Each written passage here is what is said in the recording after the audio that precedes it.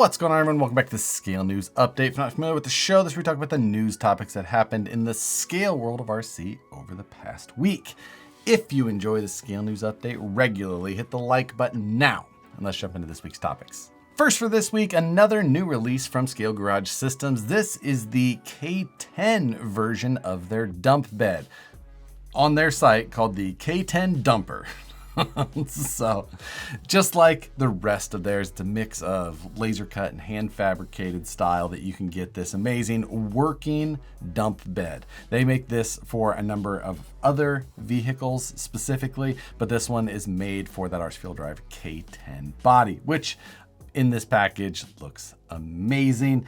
Just as always, you can get these detailed and patinaed up like you see them in the photos from Scale Garage Systems if you like, or you can get them in the like raw aluminum finish that is also available.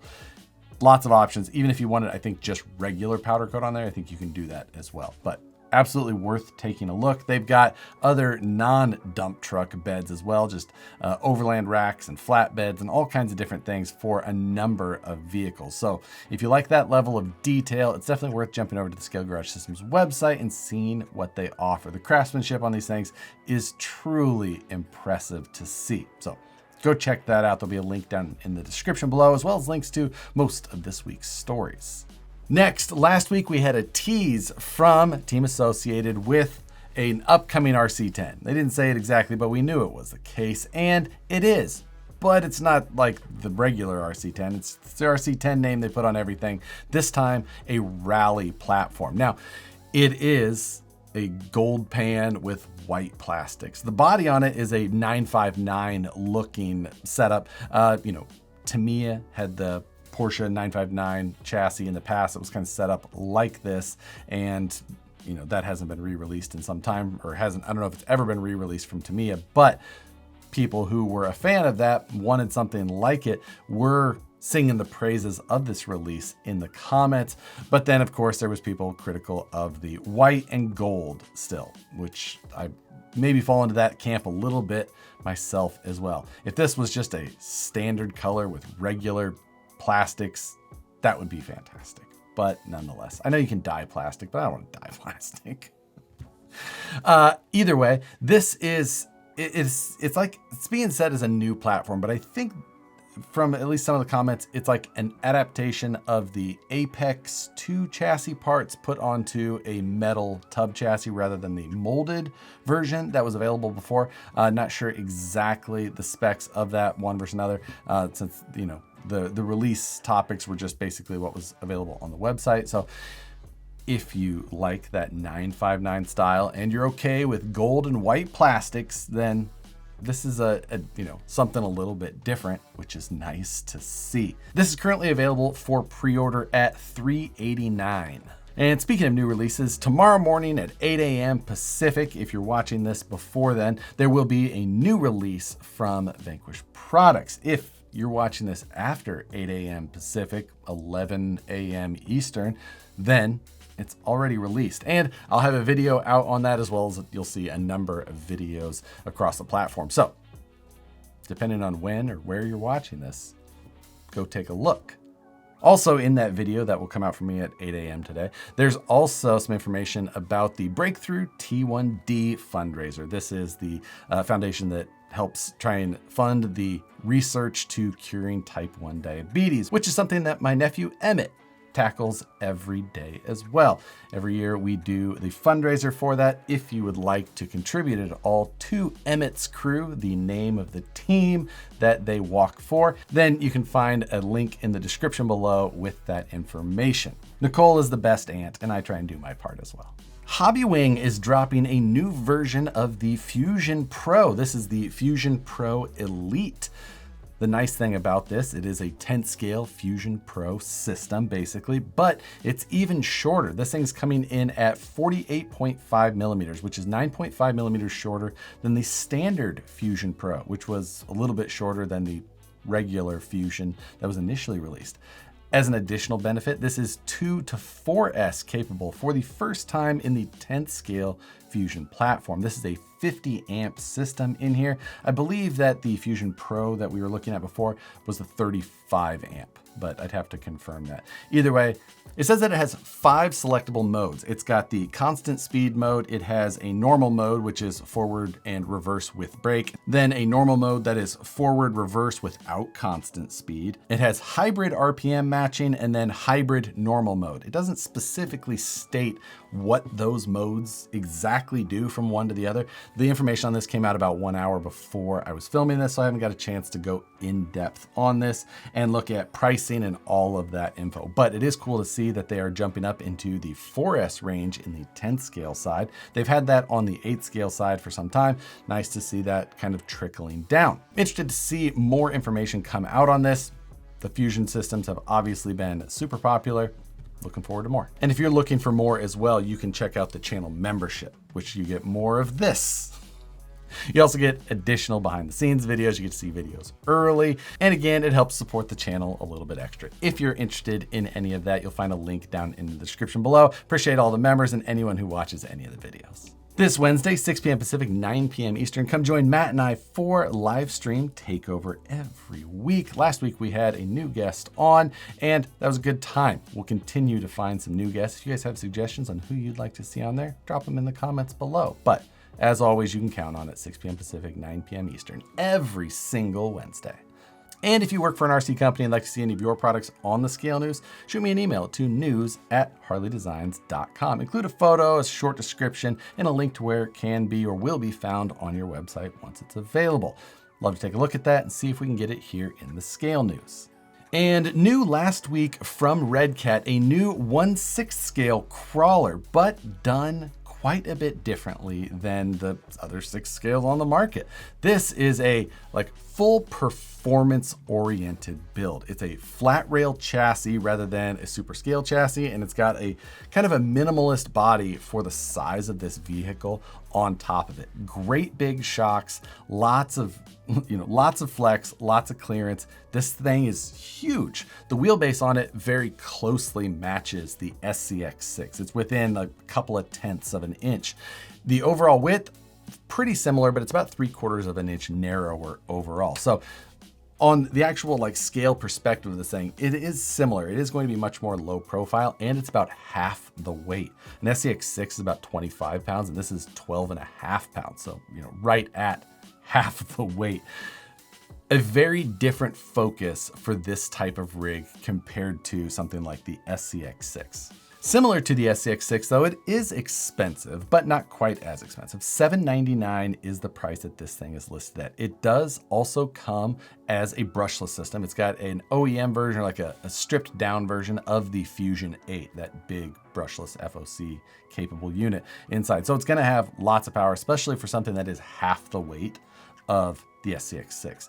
And the steering servo in there, they mentioned that the steering power is just under 1,000 ounce-inches, which is substantial.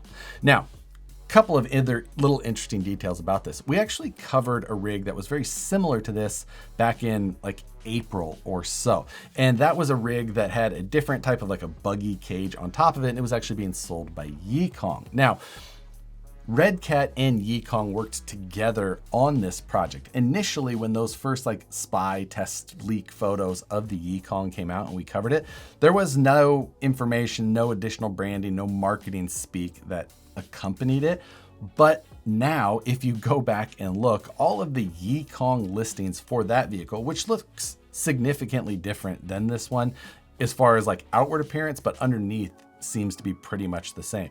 However, all of those photos you can see everywhere else now say partnered or designed by Redcat in Phoenix, Arizona.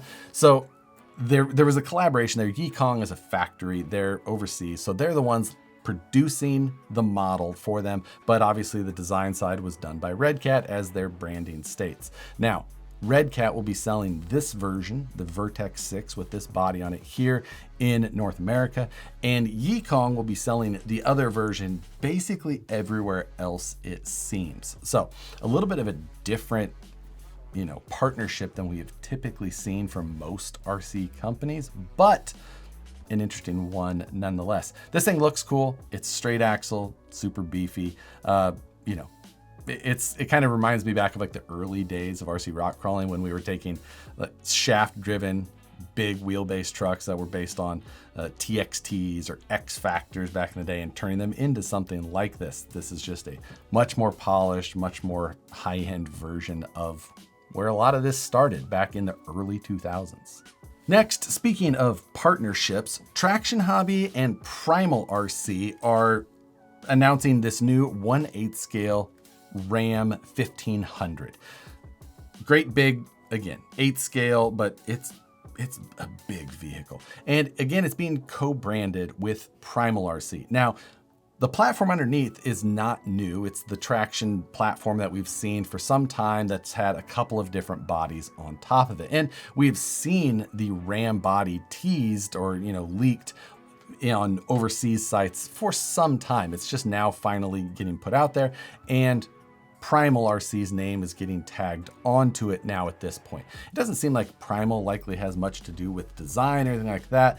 Primal put out a video of the vehicle this last week at the release of it, where they were unboxing it, kind of going over it. And it kind of looked like they were really getting it, looking at it for the first time as well, like discovering things while they were doing the video. So I expect that this is a Traction Hobby effort, and then this is like a distribution branding partnership type thing that's happening with Primal here in the States, similar to the Porsche that I recently got. That was, again, this co-branded Traction and Primal project again. And as this is a licensed and large, it comes with a large price tag, $849 on this one.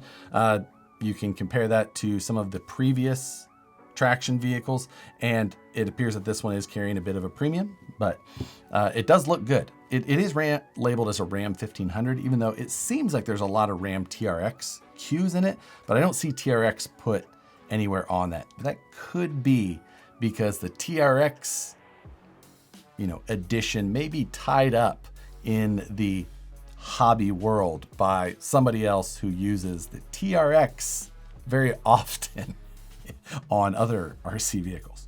I'm just saying, that's a guess, throwing it out there.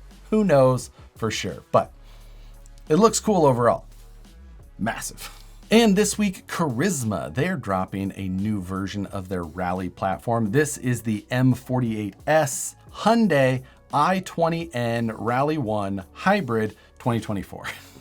It's a long name as well. This is on their rally platform. I believe that, it's calling this kind of an 8 scale. Underneath, a lot of 10th scale like items to it. So it seems like kind of somewhere in the middle there. Maybe it is somewhat 8 scale, but you get the point. Version of the Hyundai rally platform on top. Cool to see those partnerships happen in that way. Overall, the platform, the M48S, you've seen that with a number of other bodies on top of it here over the last year or so. But, proven or not, I haven't owned or worked on one, seen much review of it, but you could look that up. If you're interested in the style of this one, maybe check out some of the reviews on the previous versions to see if it's going to meet your expectations. But one thing that was kind of cool with this release is they released this M48S, but they also released a GT24 version, a small scale of this. A little over $160 or so for this small scale version, but it looks just the same. If you were just having these on a white backdrop, you really couldn't necessarily tell which one was which at a glance. So I haven't seen or can't remember a lot of companies that have done like a side-by-side release of the same type of model at different scales at once. I thought that was kind of cool. I don't mind that at all. Fun thing to look at, depending on what your style is. There might not be a ton of crossover there, so they may not be stealing sales from themselves for one versus another. Could be completely different customers. So either way, if you're a big rally fan, check that one out. If you're not familiar, Horizon has a clearance section on their site. And if you haven't been there recently, they have been pumping product into this section. So many items that are not that old are getting dropped in that clearance section and getting blown out. Lots of low-C Pro Moto stuff. And we're talking stuff that's like 60+% off for some of this stuff. Those like machined and truly spoked wheels that they released not so long ago, absolutely getting blown out. Whether you want the full sets or you want the parts to mix and match and make your own color combo, you can get them pretty cheap. Just liquidated. Lots of crawler bodies were in there, basher bodies. I mean, everything from like simple razor knives, you know, that were a few bucks and now are like 45 cents, to, you know, big $120, $150 bodies for $40. So a ton in there. And oftentimes if you see this, that means that whatever's in there is not going to be available again. So if you see something you like, get it while it lasts, because that's probably the last you're going to see of it. So worth a shot to take a look, see if there's any, you know, things that you just got to have a deal on. As I mentioned, crawler bodies were in there, all kinds of stuff. And then Hudy or Hudy, I've heard it both ways. I'm not really sure which one is correct. They just released this 1/10 scale vehicle bag or crawler bag, whatever you want to call it.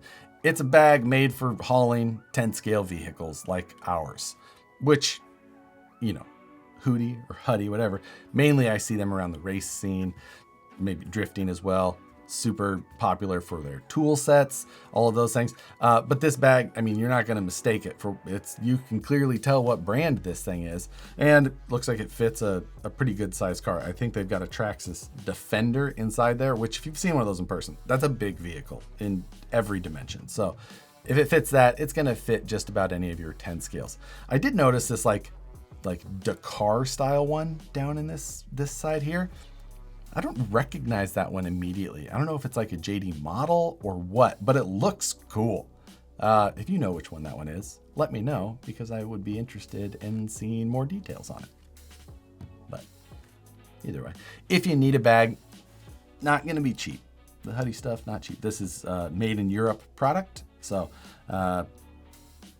if that means anything specifically to you as far as value things go, you know, it's as close to an RC designer bag as you can probably get. You can rationalize it to the head of household that way if you need to. But that is going to do it for this week's news topics. For this week's question on the topic of designer bags, not so designer, how are you carrying or transporting, taking your rigs with you wherever you go? Are you a backpack, clip it on? Are you just a grab 3 of them under your arm? Do you have a case you put them in? I'd like to hear it. You know, if you're using small scale, you're just dropping it in your lunchbox, taking it with you to work so you can crawl around your workspace or your dashboard or whatever it may be. I've seen some interesting ways people have transported rigs in the past. Interested to hear what yours may be. But that is going to do it for this week's news topics. As always, I appreciate you all for watching. If you're interested, channel membership information is down below. Subscribe if you haven't already. Hit the like button on your way out. As always, thanks again for watching, and we'll see you on the next one.